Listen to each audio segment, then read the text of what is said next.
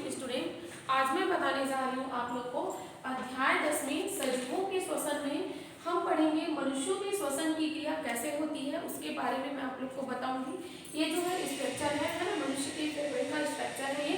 इसमें श्वसन की क्रिया कैसे संपन्न होती है उसको मैं आज आप लोग को यहाँ पे बताऊंगी, है ना। तो मनुष्य में एक नासा छिद्र नाक हुआ ये होती है, नाकी होती है, जिसके माध्यम से मनुष्य जो है श्वास लेता है और श्वास को छोड़ता है। तो यह जो क्रिया है वह कैसे होती है उसके बारे में हम पढ़ेंगे। तो मनुष्य में नासिका के माध्यम से ही यह क्रिया जो है संपन्न होती है। मतलब जो श्वसन की क्रिया है वो मनुष्य में किसके माध्यम से होगा? नासिका के माध्यम से होता है। यह जो नासिका है वो एक गुहा में, मतलब नासिका गुहा में से होते हुए नासिका छिद्र में खुलती है। देखिए ये एक मनुष्य के फेफड़े का नासिका छिद्र से लेकर फेफड़े तक का डायग्राम है। इसमें आप देखना नासा छिद्र है ना।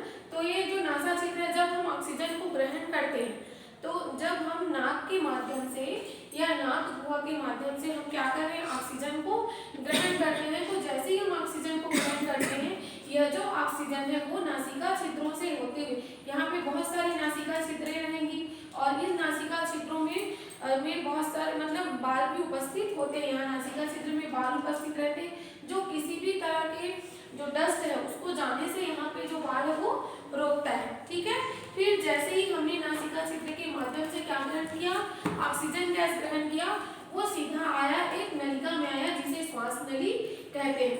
ठीक है, और उसके बाद यह जो श्वास नली है वो फेफड़े में जाने के बाद वो दो भागों में बढ़ जाता है। ये जो श्वास नली है वो आगे जाने पर दो भागों में विभक्त हो जाती है जिसे कहते हैं श्वसनी। ठीक है, फिर ये जो श्वसनी है, श्वसनी में बहुत सारे ये जो श्वसनी है कहाँ खुलेगा, एक कोष में खुलेगा जिसको कहा जाता है वायु कोष। और ये जो वायु कोष है वो फेफड़ों में स्थित होते हैं। ये जो फेफड़े, एक फेफड़ा ये हो गया, दूसरा फेफड़ा ये हो गया। तो इन फेफड़ों में बहुत सारी वायु कोषों में बहुत सारी रक्त कोशिकाएं जो है उपस्थित रहती है। जब हम सांस को ग्रहण किए तो श्वास नली के बाद जो श्वास आती है, जो ऑक्सीजन गैस आती है, उसका अंतिम जो छोर होता है वो वायु कोष होता है जहाँ पे जो ऑक्सीजन गैस है वो आता है।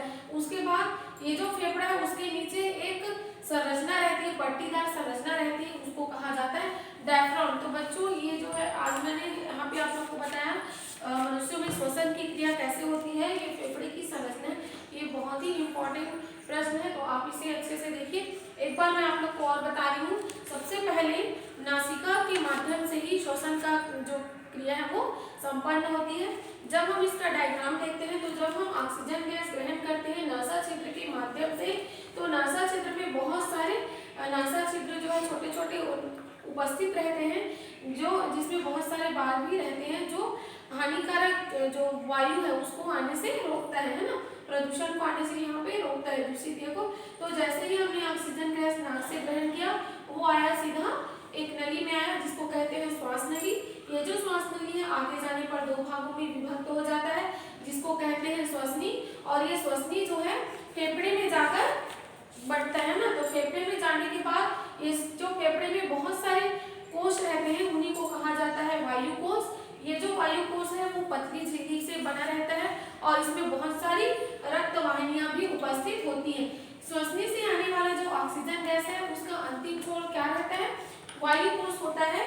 और फेफड़े के नीचे में एक पट्टीनुमा संरचना रहती है जिसको कहा जाता है डायफ्राम। तो बच्चों आप इसे अच्छे से लर्न कर लीजिएगा। धन्यवाद।